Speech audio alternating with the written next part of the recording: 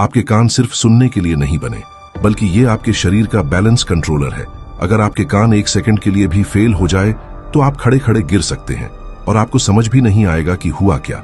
देखो, हम सोचते हैं कान का काम सिर्फ आवाज सुनना है, लेकिन सच ये है कि कान के अंदर आपके शरीर का बैलेंस कंट्रोल सिस्टम होता है, जिसे कहते हैं वेस्टिब्यूलर सिस्टम।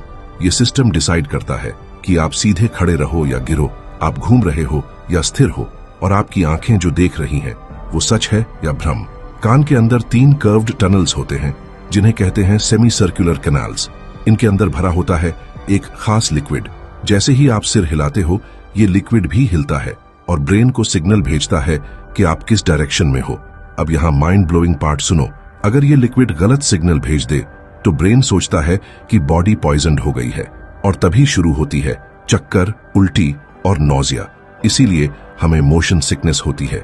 आपकी आंखें कहती हैं सब ठीक है, लेकिन कान कहता है नहीं, कुछ गलत है, और इस कंफ्यूजन से ब्रेन पैनिक मोड में चला जाता है। अब आते हैं सुनने पर। कान के अंदर माइक्रोस्कोपिक हेयर सेल्स होते हैं। यही सेल्स साउंड को इलेक्ट्रिकल सिग्नल्स में बदलते हैं, लेकिन प्रॉब्लम यह है कि ये हेयर सेल्स मरने के बाद वापस नहीं आते। जोर की आवाज, हेडफोन्स और लाउड म्यूजिक धीरे धीरे इन सेल्स को खत्म कर देते हैं, और आपको पता भी नहीं चलता जब तक डैमेज परमानेंट ना हो जाए। और सबसे डरावनी बात,